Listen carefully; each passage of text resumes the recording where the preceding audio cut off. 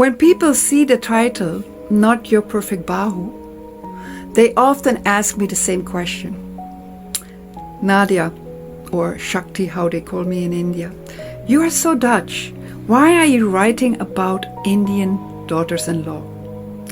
And honestly, a few years ago, I would have asked myself the same question, because I never planned to write this book. This book actually found me. It started when I started traveling through India. At first, I was like many foreigners. I saw the beauty of India, the colors, the temples, the food, the chaos. I found a lot of spirituality. I did my yoga education, I found meditation, and I found also that there is an incredible hospitality alive in India. It's very different from Europe. It can be messy sometimes, it can be complicated, but it's very much alive. And the longer I stayed, the more I became fascinated by the culture. Not as a tourist, but as somebody trying to understand how people actually live. So then something unexpected happened. I entered a relationship with an Indian man. Yes. And suddenly, India became different, of course. It was no longer something I observed from the outside. I was experiencing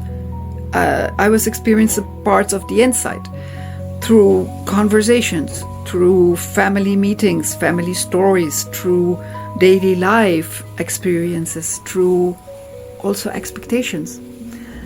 So through the things people say, and sometimes through the things people don't say, I started hearing stories about marriage, about weddings, about family pressure, about how difficult it is to be a woman.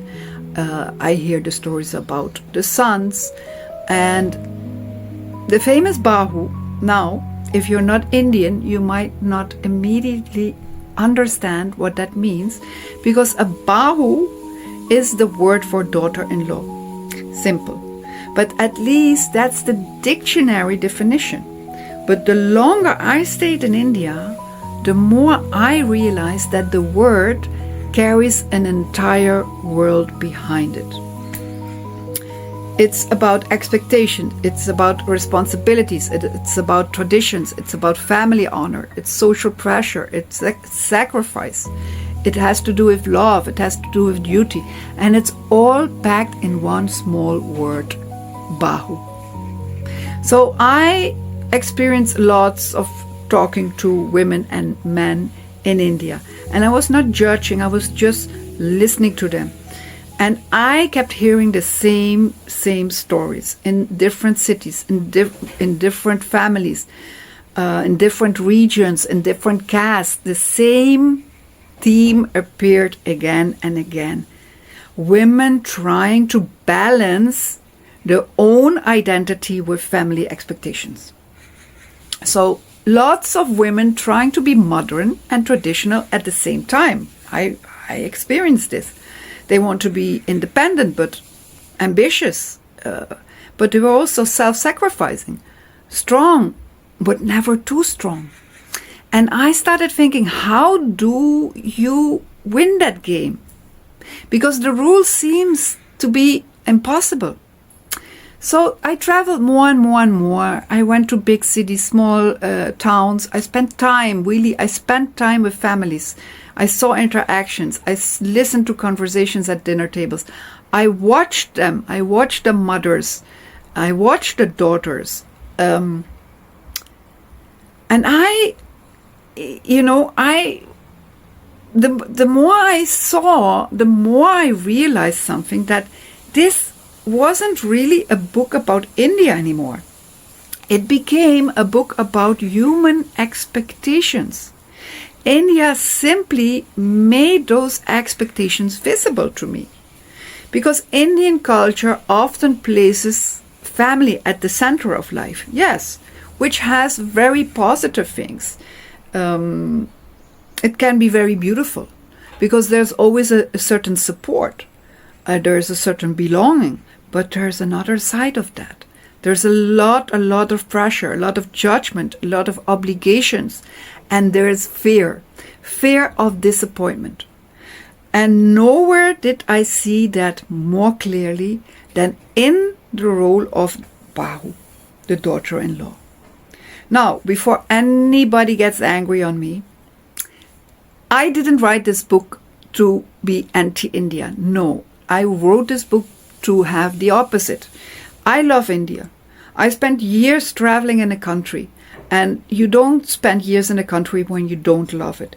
I spent countless hours of studying the culture, and you don't do that if you don't respect it. But loving something also means being willing to look at it honestly, not through this rose-closed glasses. No, not through stereotypes. And honestly, one thing I noticed was that many women carrying invisible burdens.